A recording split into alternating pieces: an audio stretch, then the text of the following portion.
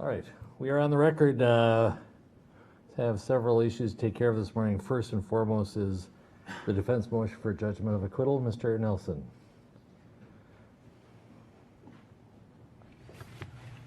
Thank you, Your Honor. Your Honor, pursuant to our discussions yesterday in terms of the timeliness of this motion, at this point the defense moves pursuant to Minnesota Rule of Criminal Procedure 26.03, subdivision 18 per N1, for a judgment of acquittal in this particular case. I'm sure that the court is very familiar with the legal standards applicable in this case. The court needs to view the evidence as presented in the light most favorable to the state.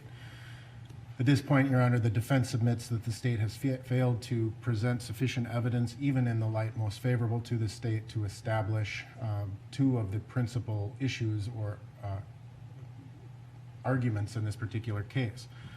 The use of force and whether the use of force was reasonable, as well as the cause of death of Mr. Floyd.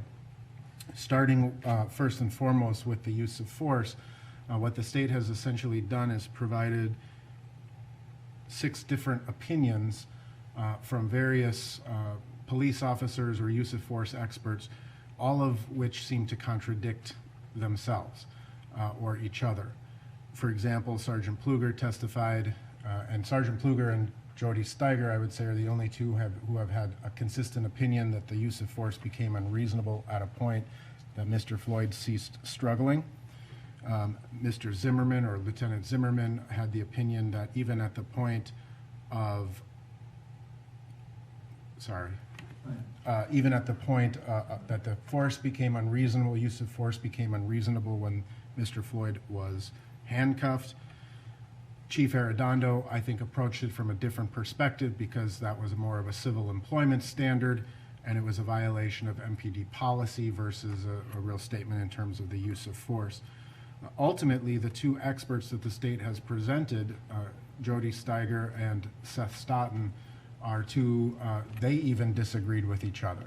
So you have a myriad of inconsistent, complicated use of force opinions that really demonstrate the difficulty of establishing beyond a reasonable doubt that the use of force was objectively unreasonable, which is the standard under Graham versus Connor.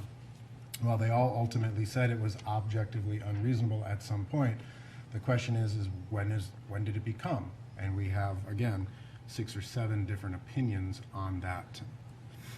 In addition, Your Honor, in terms of the medical evidence, you again have, as the court is aware, the cause of death. It has to be proven beyond a reasonable doubt. You have the testimony of Drs. Tobin, Dr. Rich, and Dr. Smock, who ultimately testified as to, and Dr. Lindsay Thomas. Those 4 doctors ultimately concluded that it was an asphyxial death.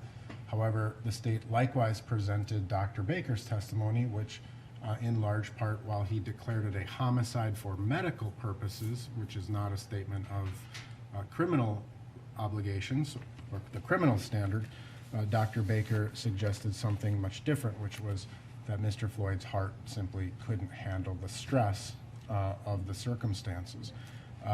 So, Your Honor, the state has essentially introduced doubt in the context of providing multiple opinions from multiple experts, all of which seem to contradict each other.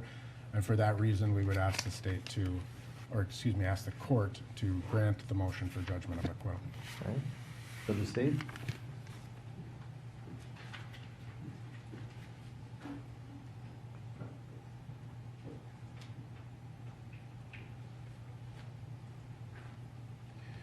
Thank you, Your Honor.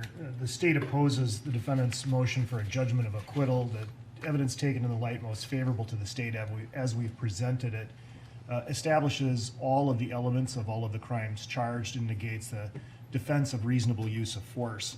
The issue is not whether there are inconsistencies, minor inconsistencies in what witnesses say. The issue is whether, taken as a whole, the state has proved its case. In terms of the force analysis, a reasonable force, there's no question that the witnesses who have testified have all opined that the defendant's force was objectively unreasonable. He was not trained to do this by the Minneapolis Police Department. He did not follow policy. He did not follow procedure. And the force that he exercised was unnecessary under the circumstances and simply continued on too long. As to the medical causation issue, Your Honor, the state has introduced evidence that, if believed by a reasonable jury, clearly established that the defendant's conduct was a causal factor in bringing about Mr. Floyd's death, through the pulmonologist, through Dr. Baker, through the other witnesses who've testified. And so taken as a whole, the state believes that it's established and will establish beyond a reasonable doubt that the defendant is guilty of all charges. Thank you. I'm going to deny the defense motion for judgment of acquittal. I would note the standard, unlike a jury which has to decide whether the case has been proven beyond a reasonable doubt, and in doing so must presume the defendant innocent. The court's duty at this point is to look at the evidence in a light most favorable to the state. And even when there are inconsistencies, major or minor, between witnesses, the jury is free to believe some and not the others. And when viewing a set of facts in a light most favorable to the state, they could give their greatest weight to those witnesses who establish that the use of force was unreasonable and that the cause of death was positional asphyxia or lack of oxygen, however the state wishes to characterize it, but most importantly that it was caused by the defendant.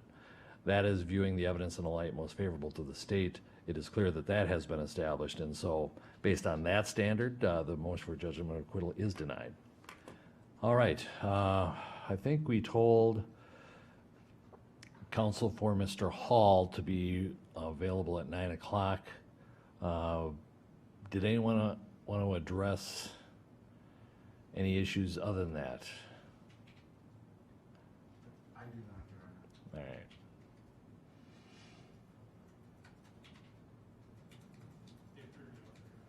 All right. All right. Could we, is Mr. Hall present? Okay. Why don't we invite them in?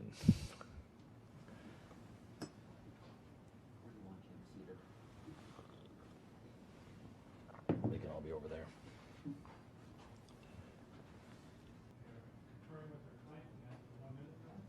All right, well, let's just reconvene at 9 o'clock then, at the scheduled time.